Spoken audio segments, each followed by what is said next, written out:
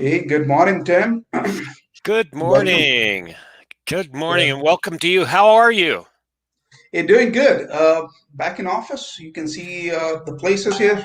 I can show you people working out there in the cabin. Hi, people. Good day. Good day. Oh, Yeah, that's wonderful. I bet that makes you feel a lot more confident. yeah. Things are just getting back on track. I feel, especially when the vaccine is doing its rounds. Lot many companies are pretty positive. I think the UK already started from today. Distribution of the COVID vaccine, which seems very positive sign. There are a few companies in India as well, which is in talk. I feel not later than January first week, things will be available to us as well. But that's just a speculation at the moment. I haven't had any confirmation from the government side. But yeah, hopefully things will come on track. Oh, by the way, when US is gonna experience the vaccine, what updates you have? Do you on the Oh, I COVID? have lots of updates. I have one sad update and two very happy updates. Uh-huh. Number Let's one, start. Yep. number one, the sad update. We're talking here in New Mexico about running our hospitals like a battlefield now. It's serious because of the holidays that we've experienced, and because people have not been as attentive to social distancing and masking and that kind of thing.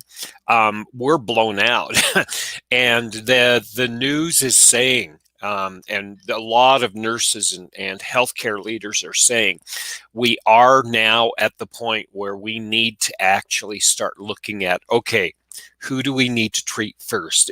They used to say, let's Mhm. treat everyone. Now they're saying, okay, guys, if you're really not sick, if you can do anything, you have to stay at home. So we're right at the breaking point with our healthcare, and it's not necessarily the buildings. We just opened up that new building downtown for second level support for COVID after you've recovered, and you can actually go back in. They have a whole building for that. It's just we don't have we don't have nurses and doctors because they're all over the map, and Mhm. we're covering down south, we're covering up north, and we can't staff this. So that's a sad thing. Now, Mhm. Yeah. two happy things.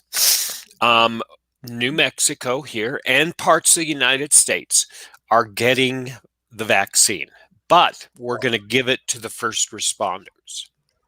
Right. And we're going to get the vaccine that you have to keep refrigerated. And that's one of the reasons why we're getting it earlier than many other states, because we have facilities here in New Mexico where we can store very, very vaccines that have to be kept at very, very low temperatures. So in a way, we're lucky. And we're going to be able to start doing that very soon. It's days, not weeks. So at least our frontline staff will be protected. Yeah. Also, I think the current weather situation or the condition is also very favorable for the vaccine. What temperature are you living in now at the moment? Um, right now I'm at 30 degrees Fahrenheit, which is just under freezing, and we have 15 to 35 mile an hour winds. The snow is just a little bit here and there, like on my yard. There's 2 or 3 patches of snow, but we're going to have snow again tomorrow. But yeah, the cold is here, which means number one, some people are going to be isolated. Number two, other people are going to gather inside. So we don't know what the numbers are going to look like. Right. Right. Okay. What's the second good news that you wanted to share? So, um, I don't know if you've heard me talk about the national labs here. Have I actually given you a little background on New Mexico and the national labs? Yes, I remember one of the last call that we had. You did mention about it, Yeah, the and good and facility that you have. to update people on the call here, um, we right after World War II, the federal government said, where are we going to put research into nuclear energy? Where can we put these people where they can be isolated and they can basically grow and develop? And they chose New Mexico because it was it's absolutely nothing here. So we have Albuquerque, which is some of the densest population of PhDs in the nation. And we actually have a lot of the planning and the organization, the project management of experiments in new and emerging technologies for the federal government. We work, and the Department of Energy manages this. Now, the Department of Energy also manages Los Alamos National Labs. Those are the guys who are the real smart ones. They're the ones who are the scary, smart brain trust. And they have just created a data model where they can actually look anywhere in the country and they can say, based on what we've known and we've captured in this county, right? We're talking about a small, very small subsection of the state. In this county, you should close your restaurants for a week. You need to close your bars for a week and a half. You can open your schools for half days. They can do that level of discrete analysis now.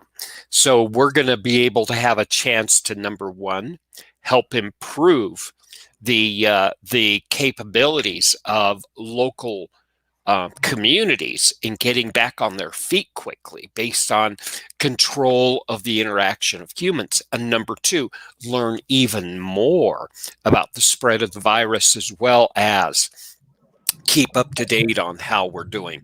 But the numbers are atrocious. That there's again, we're hitting numbers that we never thought we'd ever hit. This is we can't even wrap our heads around what's going on here. Many people like me are like, let's do some triage after this big wave is over, and the wave's going to be over in the spring. Yeah, hopefully things will get better, as I said in the beginning. It's getting better. It's getting better. And also, with the facility that you have in New Mexico, things will be more in controlled manner. It is good to hear about the Yeah, facility and that you have. I mean, many of us doesn't have that kind of, leverage well, to live. and and I must admit, I'm not politically motivated. Okay, I am totally politics is something for somebody down the street. Okay, I don't care about politics. It's a fact of life, like the sun coming up, the clouds being in the sky, and it's going to rain. We're going to have politics, right? But the transition of the political structure that we're going through, it is a very positive structure. Already people are starting to calm down and relax, and it looks like there's some good organization going on. And at the national level, the communication is very strong again, which we've been looking for. And whenever you have a leader who's strong and focused, it's always healthy for the group. So yeah, Yeah. things are getting better. All right. Good luck on that part, Tim. We'll I mean, keep you posted. to your side of the people and to my side of the people as well. Yeah. All right. Coming back to our discussion topic, today I thought of picking up a topic which is more close to your heart, project management. Uh, you yourself is a project management expert, and I think nobody could uh, give more elaborative picture than yourself. So let's discuss on the project management stuff. Last few days, you and I had been discussing on the challenges that I personally keep facing uh, uh, uh, when we do project management for our clients.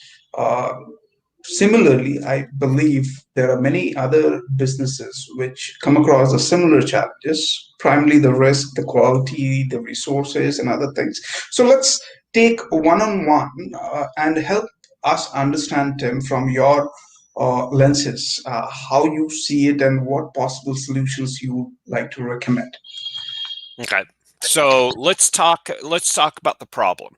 The problem with small businesses is we run in crisis management. We're basically reactive, We deal with things as they come up. An issue is a thing that comes up. An issue is something that gets in the way of moving forward. And so we deal and we hop from issue to issue to issue. But the problem is that's all we see. We never get ahead of the game.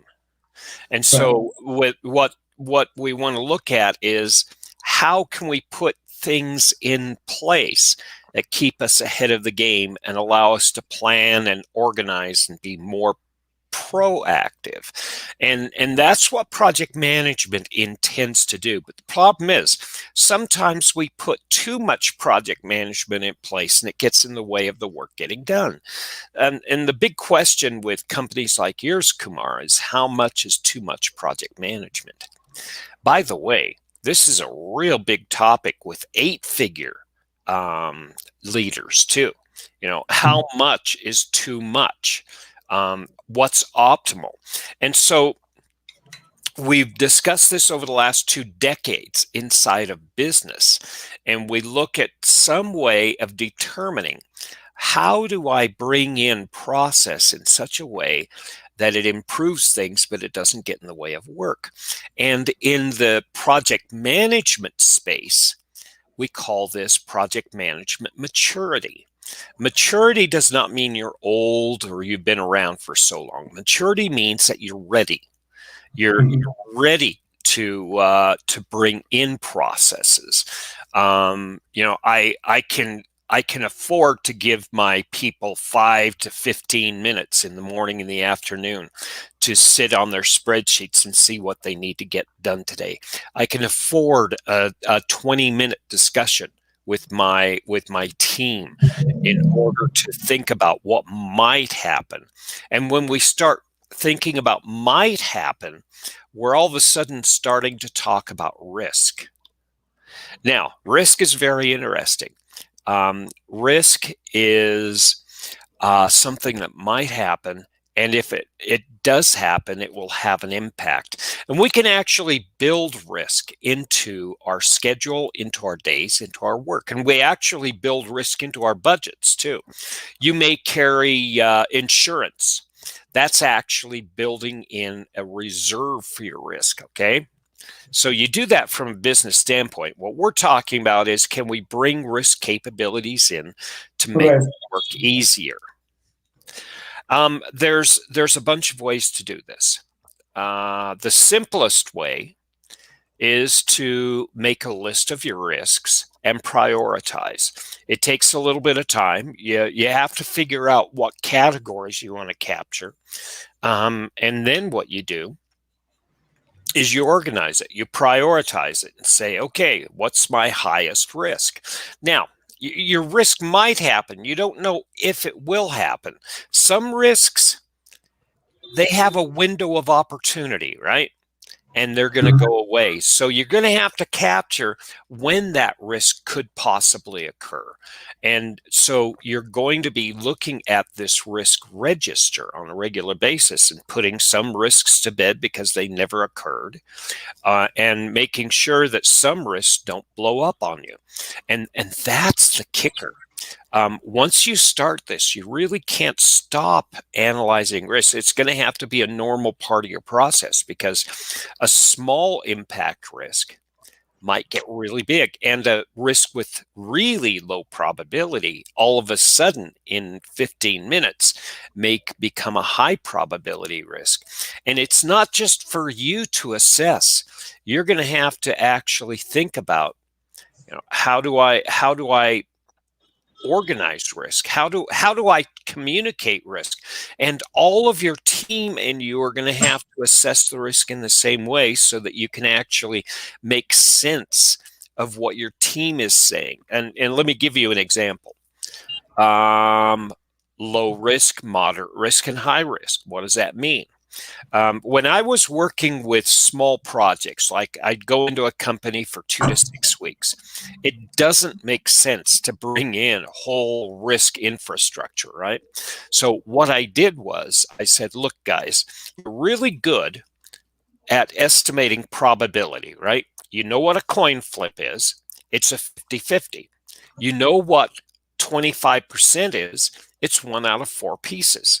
And we can talk about a 10-sided dice. We can talk about 20-sided dice. So you're really good at understanding and comprehending probability, but let's make sure we can do the same side with impact. And I said, we're only going to talk about impact at 3 different levels. And whenever we talk about impact, we're going to have low, moderate, high. Low means if I wasn't looking for it, I wouldn't notice it occurring.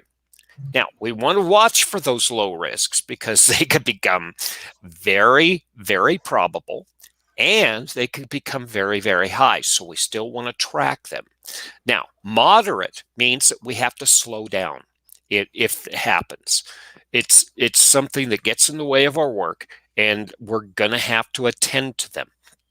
And then let's call all of our red risks work stoppage. Okay, that's the impact. That's all we have. We have stuff we have to track, but it probably won't do anything to us. Items that are going to slow us down and items that are going to stop us in our tracks. And if we communicate that, that's enough for us right now. And then all of a sudden, your team and you, and potentially, eventually, even your client are going to be able to talk about low, moderate, and high risks. And in fact, this is where things get interesting. Once you have stability within your group, you can actually start communicating outside, and you don't just have a risk register. You have a risk register with highest priority, highest probability, and it goes all the way down. And then you take the top 5 risks, put them in a Word document, and then do a summary of general project risk. There's a bunch of different ways to do that, but you basically, once you know those 5 highest probability risks, you know what your general risk is for the project. And we can, and that all of a sudden becomes communication. And so you're working centrally from project to the team, and then you're engaging the client and you're growing out your risk capability. This is basically the way you want to do it. You want to do it again. I talk about this all the time. Let's crawl first, and then we'll walk, and then we'll run. And then all of a sudden you have your risk going. You have to step in as a leader and make sure that it's spinning and keep it spinning, but at the same time it's actually moving on its own too, with the support of the team, your team leads. Right. Any risk that you mentioned about the low, the moderate, and the high risk? I mean, any sort of risk, I believe, it directly impacts your budget and timelines. Now, out of your experience,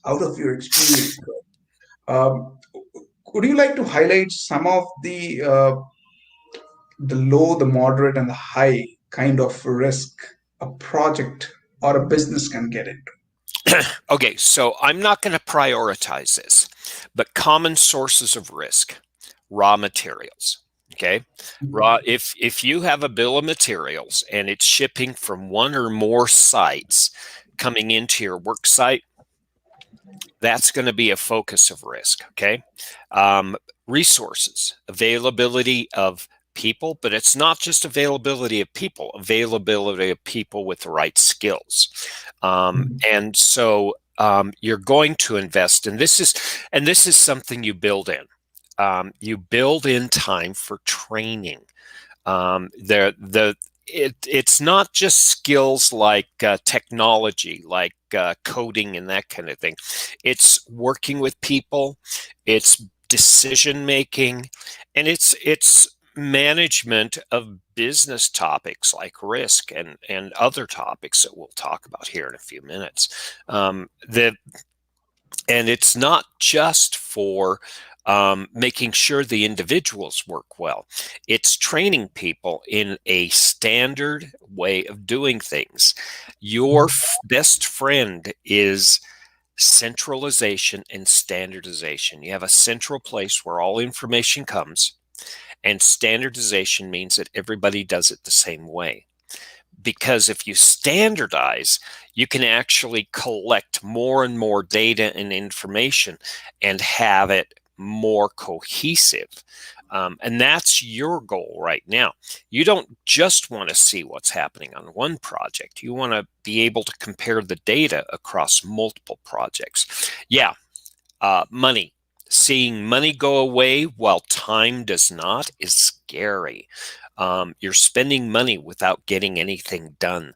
There's a set of analysis tools called earned value management that allow you to look at the work getting done,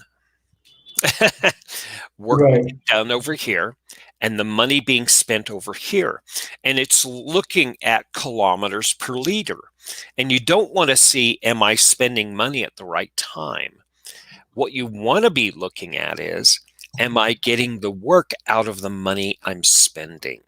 And those are metrics that once you start collecting your budget over time and your work over time, you can start looking at that. I mean, there are various tools which can actually give you this capability, right? A dashboard, Right. a And concrete dashboard. what's Yeah.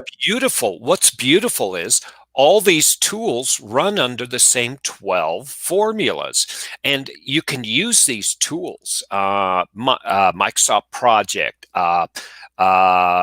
Primavera, Sciforma. They do great reporting, but you can do the same thing in Excel. It's very Mhm. easy. And you can do back of the napkin, and that will give small businesses the ability where they don't have to even invest $700 in software. They can just do this with a little bit of analysis. It's not that difficult. In fact, all of my project management classes, I set up a dashboard and I use just these same tools to actually track our progress. Are we getting through the material in the right amount of speed? It's not that difficult, but it does take a little bit of organization up front. Right. Yeah. What So, about the other angle of it? The quality part. I mean, that's equally important, but how do you see that? so understand it actually goes hand in hand with risk. I look at quality and risk in the same manner. Those are the two areas that we don't take advantage of in small businesses. Quality actually says, am I doing work correctly? And if you invest a little bit in quality, all of a sudden you're dropping your waste. And I'm not just talking about wasting raw materials, I'm talking about wasting time. And you're also dropping, um, um, just a second here, I skipped a groove. You're also looking at rework. Now, with a software organization, such as you, rework is your enemy. How do I get people to actually go in and be able to do it right the first time? But the problem is, human behavior says we're going to make mistakes. And so we have to have inspection and testing, but we can't have too much inspection and testing. It's like risk, because if quality becomes more important than getting the work out the door, you're never going to get the work out the door. So there's a balance there, and it's called cost of quality.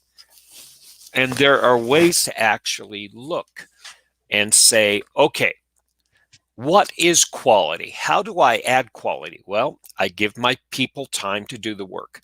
I give them adequate training. I give them checklists. I make sure they know how to use the checklist. And I ensure they follow the checklists. And that's the key thing. When we talk about quality, we talk about two things. We talk about accuracy, and that's your test and inspection, right? Did I hit the mark? did I get close to the center of the target? And this can be, did I go finish this piece of work with under 3 mistakes, right? That's my target. Now, we have another side of quality called precision. You have quality control that looks at the accuracy. You have quality assurance that looks at precision. And precision says, did I do it the same way I did it before? Can I repeat success? And if you can do things successfully, and if you can repeat it, then you have a business, right? You can Mhm. actually go from client to client to client, from project to project, and you can predict a relatively high probability of success. This is the beauty of quality, because it's not just within one set of work. You can actually create a quality operation too. So quality has two things. It has the ability to repeat success, and it also has the ability to increase accuracy. Now, in increasing accuracy, we have continuous improvement. So the three things that you want to look at if you want to introduce quality into an operation, and this is any business, it could be any group of people, in fact. Number one, you want to have your tests and inspection. Number two, you want to have your process control. And number three, you want to have continuous improvement. And it doesn't have to be heavy lifting. What it has to be is consistent, repeatable, and everybody does it the same way. Can risk impact your quality? Yes, yes. In fact, this is the interesting thing. And the metrics you collect in quality cannot just be on the products you're putting out the door. Actually, you should be having a quality umbrella over not just your product development, but your operations. Like, how am I doing? Is my organization healthy? Is the way we're doing the work, is the way I'm managing my group of people, is that working well? How many mistakes is that operation occurring under? So quality, once you get it inside the operations, you can actually apply it in all sorts of areas. And that's the strength of it. And that's one of the reasons why I suggest to companies to introduce quality and risk together.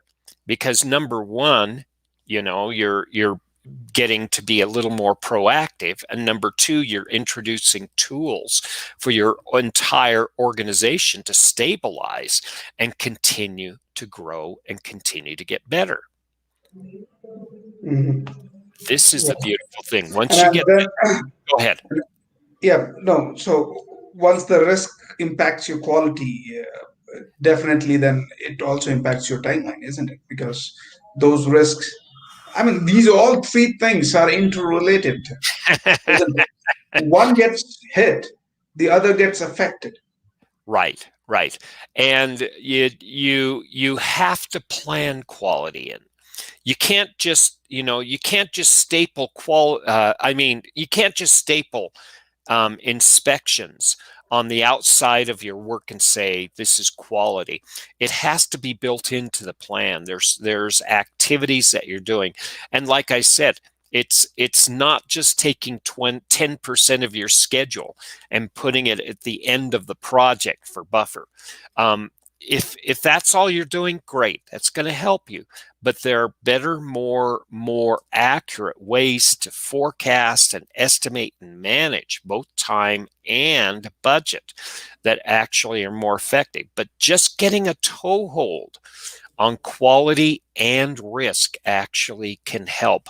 And those tools, number one, get you ahead and give you a little breathing room. And number two, allow you to actually distribute this control, not just in the work you're doing for your clients, but in your operations themselves. All right. I mean, let's talk a bit on the remedies then. If you can put some light on how to overcome. So, say for example, I run a project, right, and there is a risk which occurred, right. Now it's impacting my quality and timeline. Just we discussed, like, right. How we can still keep the controls in our hand? Do you have some magic stick which can do this? Yeah. It's called crisis management. Okay, so let's differentiate between a risk and an issue. Okay, a risk might happen, an Mhm. issue is already here.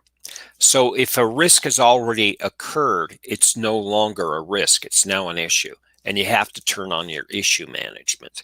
Now, if it's an unplanned or an unpredicted risk, we have something called a workaround. Okay? Mhm. A workaround means that I go in and I put a band aid on it, and then I figure out what I'm going to do next. And you should have planned band aids. Basically, say, here's what we're going to do, right? And that's what risk planning is. It's actually planning responses. If this risk occurs, this is what we're going to do. Now, the time that you add to your schedule and the money you add to your budget when you're planning for risk is going to go into something called a reserve. And it's both that risk occurring and its impact and the time and money it takes to respond to that risk. So you almost have to plan for extra activities and add that to your schedule and your budget when you're planning. Now, when a risk occurs that you did not plan, that's where you have to do your workaround. Okay, your work is in an unplanned state. You don't know what's going to happen. You have to sit down and say, okay, let's stabilize this. Now, what can we do? And that's basically a plan A and plan B. Okay, this is looking at contingencies. And this is where we actually can add a little bit of opportunity for not just right sizing, but doing the work better. You have to do this now. As a business owner, I've observed you and I talked to you. You already do workarounds. It's part of crisis management. What you want to do is start moving more of that crisis management to risk management. What might happen? Thinking 1 week ahead, thinking 2 weeks ahead, and when you're planning and proposing work for clients, or whether you're deciding whether to do a major initiative inside your company, you're actually building in what might happen. And there's two things you want to look for. You don't just have risks, you want to look for triggers to risk too, risk triggers. And this is where your contingency planning comes in, your plan A and plan B. For instance, in a manufacturing company, right? Let's say you have a tool, and if it overheats, the tool's going to lock down for 2 hours, and you can't have the assembly line stopping for 2 hours. So what do? You create a trigger that watches the thermostat on the tool. And before that thermostat gets high enough for that machine to lock down, you say, okay, when it reaches that temperature, I'm going to shut the machine down and let it cool down for 15 minutes. So all of a sudden, you're not just looking for risks occurring, you're looking for triggers to occur too. So you're going to have a risk register that actually has responses to triggers. And that's where your plan A, plan B can happen in a proactive manner. Okay. And that's where you really want to do your contingency planning. So you have risks and triggers that you're monitoring, and you're keeping an eye on that. And it's not just you monitoring, it's your little fingers that are capturing the data through all your workers and the work itself that are telling you we have a potential problem coming up. Right. I'll ask you one real life question then. Say a risk has occurred, and now we are working on the workarounds, right? Just you mentioned it. Uh, what are the points that we need to take care when we submitting and work around to a client? you gave an example of a manufacturing unit, but can you correlate it with the software industry? Services, yes. So when we're talking about workarounds with this, um, you're working with client satisfaction. So you're going to have one opportunity for a workaround. You're going to have one opportunity to actually get this right. So you want to actually establish the appropriate amount of time to be able to plan the right workaround, as well as, make sure that the emotional and the um, business impact don't get in the way of the success of the project. So your job is to be part of the client engagement while your workers are doing the actual work and the workaround piece. And the more that you can work as a team instead of that, you're going to be more successful, because you can focus successfully with the relationship as they're focusing successfully with the work. Um, it's and clarity and roles and responsibilities helps. And when I was talking earlier with training, with if you can predict exactly how your team is going through the processing of the workaround, you probably do this already. You know how your team works with an issue that's popped up. You know how they analyze things. You know how they approach the problems, and you can give a semi-accurate analysis with the client with just about half a minute of speaking with the team lead. You're already doing it. What we're talking about is formalizing it and giving yourself a little bit more time for, a little more thoughtful analysis with the client in mind, while the team is focused in their thoughtful analysis with the work in mind. That seems to be the best, when everybody works with the specific areas. Yeah, it's tricky working in the services industry, because you have a relationship that you're trying to protect, as well as you're trying to get good work done, and you want to do it once, right? Rework Rework is dangerous, because, number one, you did it wrong the first time, and it may not be your fault. Okay. And let's make sure that we're talking about rework as rework. Okay. Number two, you're going to have to undo it, right? And then you're going to have to do it again. So you're in effect basically applying three times the amount of effort to apply that rework. Your client's waiting, you're waiting, your team is very heightened. They're scared and they're angry with themselves, and so it's a job and a half for you to create that bubble of protection for your team while you're working with that client, and it has to be that way. And again, doing this in a very predictable, repeatable manner will actually give that team the confidence that they can actually do that. And when they see themselves going into this problem solving over and over again with your support, with your protection as an umbrella, they'll be able to pull through. This is the way humans work. You hire smart people, you hire people who are innovative, and you protect them, and you give them an opportunity to do great work, and they'll take off. As long Mhm. as it fulfills them. Yeah. This is the way it works. See, I all right.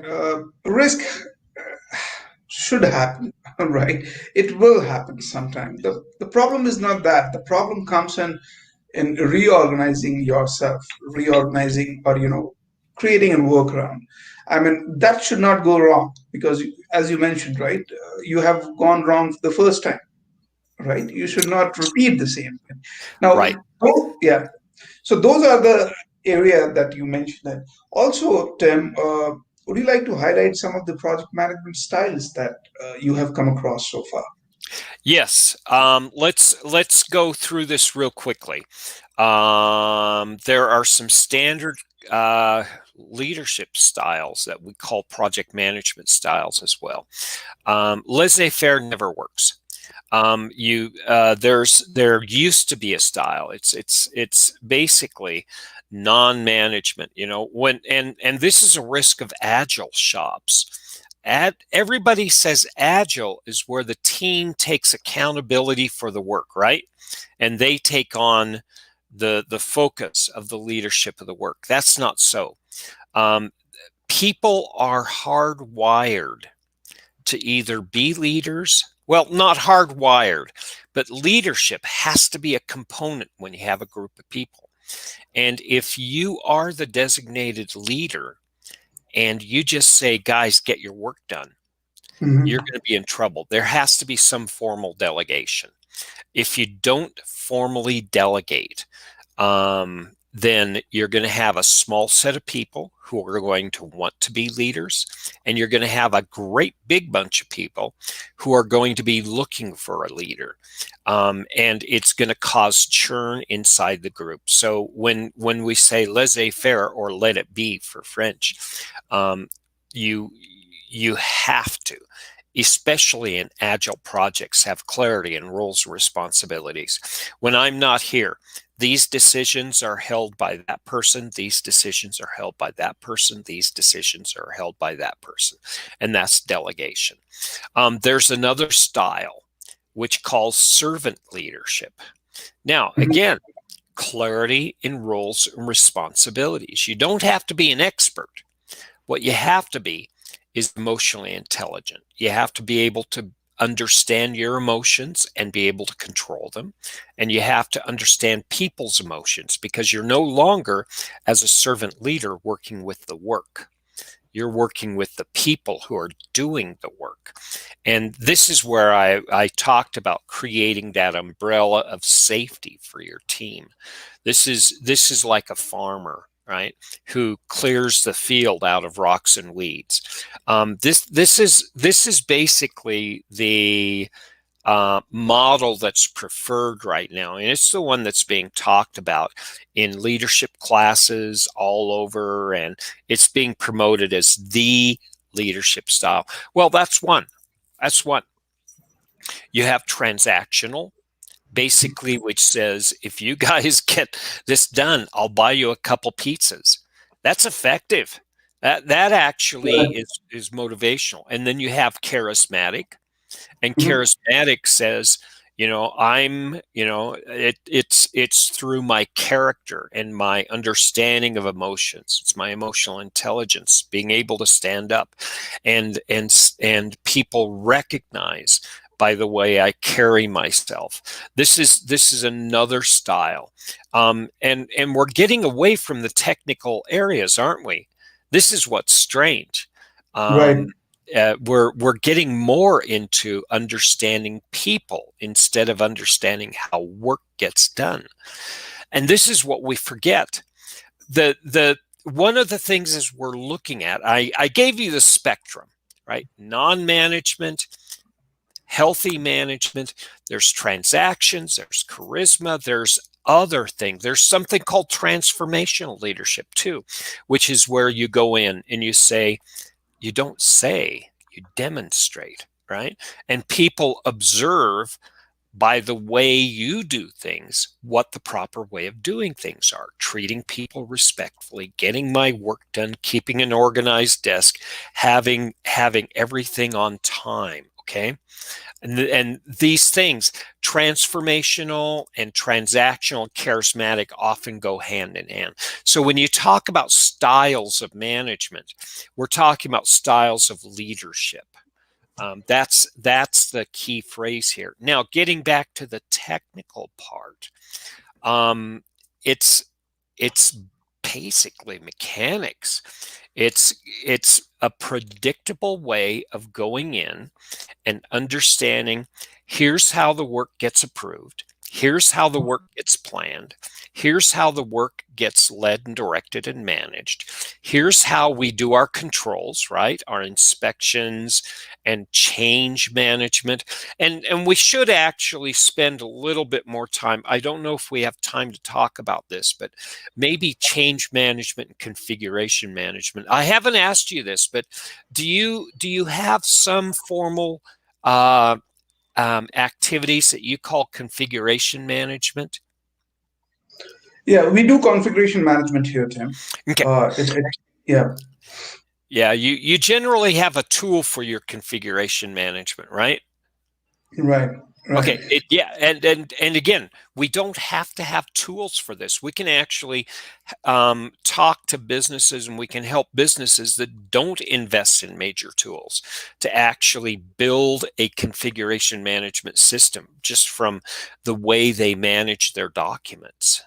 right, right, Yeah, yeah, and for everybody out there, if configuration management is an alien term, just replace it with test and inspection and version control. Okay, and in software, we live and die by configuration management. It's how we control the versioning of our code, and it's how we control um, the how we control the way we test and inspect, both for quality and for completeness or scope. So yeah, and those two are the next two things. If I was to help a company grow its capability, I would help them formalize risk and quality management to become proactive, and then formalize change and configuration management. And again, because you are strictly a software company, configuration management is front and center in your minds anyway. So you're strong in that probably right now. right. I mean, this could be also correlated with the workarounds that is done on the projects. Yeah. So there's 10 areas and 10 skills that a project manager has to be aware of. It's scope, schedule, and cost, okay? Scope is my how and my what. What are we going to have at the end of the work, and how are we going to get there, right?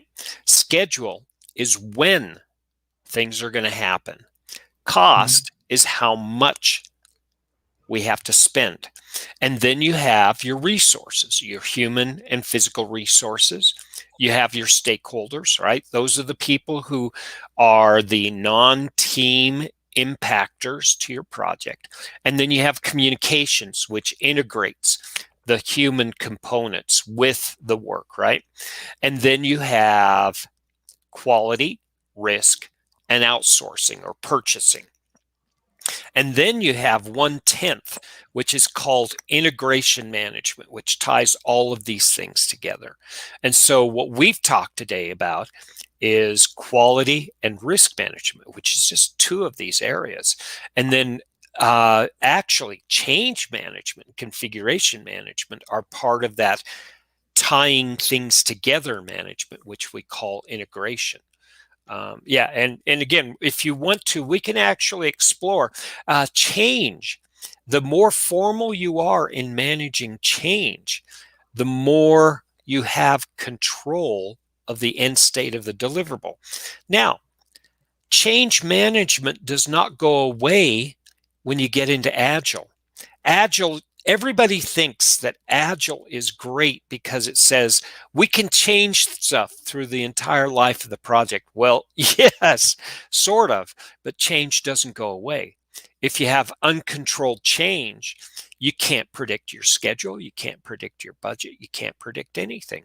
And so it's a double-edged sword that you have to manage. And it's using that communication to set expectations with your stakeholders, to establish, a proper analysis and a comprehensive understanding between yourself and your teams. And this is the only way you're going to be able to get a hold of, yes, we didn't know as much as we did yesterday. Now we know more. And all of a sudden you're starting to say, oh, wow, risk is part of change management. And yes, it is. And change management supports risk, and change management supports quality. And quality actually says, if I do this and I continuously improve and I can use my change management to do this, it works in a much more healthy manner. And if I have that plugged into my formal communication infrastructure, we're good to go. Now, all of a sudden, I'm not talking about project management, am I? I'm talking about business management. It's no different. Uh, Running a project is no different from running a business. The only thing is, a business is a combination of projects and operations. A project is nothing more than doing business in an unknown area. You've never done this before, in a certain way, in order to try to predict a higher level of success. That's the key. It's just running good business. Now I'm lucky. A lot of students who go through my classes have only seen their organization and how their organization manage projects, and I've seen across all industries, multiple sectors, Right. education, government, pharma, healthcare, finance, all these things, right? Um, and I've seen how the 100-year-old companies have done it, and I've seen how the new companies have done it, and that actually opened my eyes. The smart companies, the companies have been around forever, actually, number one, formalize real quickly, and number two, they find out that sweet spot, Mm. which is the optimal amount. And I want to get back to that. There's always an optimal amount of effort. You can do too much quality, you can do too much risk, you can do too much communications. And finding that sweet spot just takes time. It's easy with the technical pieces, because you can see, oh, where it all this quality activity is impacting our schedule, right? You can look at the numbers, but when you get to working with people, sometimes you're investing too much in your stakeholders and not enough in your team. And we often don't have metrics to tell us this. And this Right. is where the real smart old corporations have the wisdom that these new corporations can learn from. Right. One part of the risk I wanted to quickly touch upon, we are left with another 10 minutes. Uh, Team conflicts handling, right? I mean, it's one of the very common thing that we come across, wherein everything is fine, but the team that we are working with, they have a conflict in between. I mean, this common issues that I keep hearing from my project managers. How do you like to explain this situation? Welcome to humanity. Here's the problem. Conflict, okay, we talked about issues, right? Conflict is really interesting. It's a human response to issues. It's a human response to differences. Conflict says I'm emotionally attached to one side of an argument or an issue or even perception. And Hmm. the way people are wired can actually create more conflict or less. Many people need to win and need to be right. And it's the job of a leader to say, okay, wrong or right, let's get to the best. Let's not think about what's wrong or right. Let's think about what's best.